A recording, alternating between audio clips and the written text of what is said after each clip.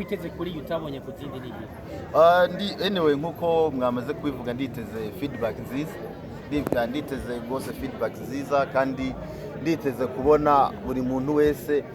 ariko arayitamba ariko araryoherwa avuga ati iyi ndirimbo nayo irandyohera ati iyi ndirimbo nayo irandyohera wayihaye abarundi wacinye kwirikurira mu Burundi ndetse mu buryo bwiyaguye niki kintu wifuza ku barundi ndifuza yuko babandanya bayakira nk'ukwiri batongeye ko A na B na C kubera yuko kumengo urafise amakenga yo kumengo baraza kongera kwizondona erega nawe ari we wabivuze mu byo mwambajije mwabivuze ngo umengo hari ahantu bigomba ariko umva hariho buri muntu wese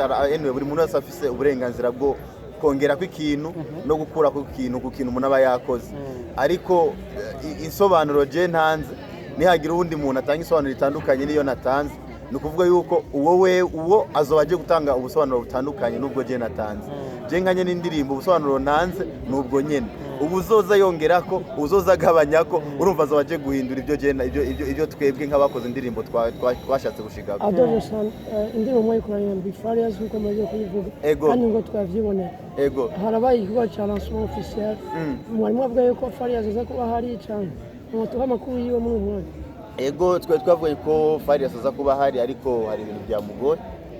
ibintu byamugoye byatumye adashika so niyo mpamvu mutamubonye kuri lancement y'indirimbo tukwitege ku bindi bikorwa ibyahe inyuma ya nkuko namaze gutangaza ko mfise indirimbo n'umu artiste wo mu legend wo muri Uganda Dr. Jose Chameleone and muri iki gihe maze ngaha ndi ngaha i Bujumbura ndamaze gukora ibikorwa byinshi cyane gose kabisa stock iruzuye ku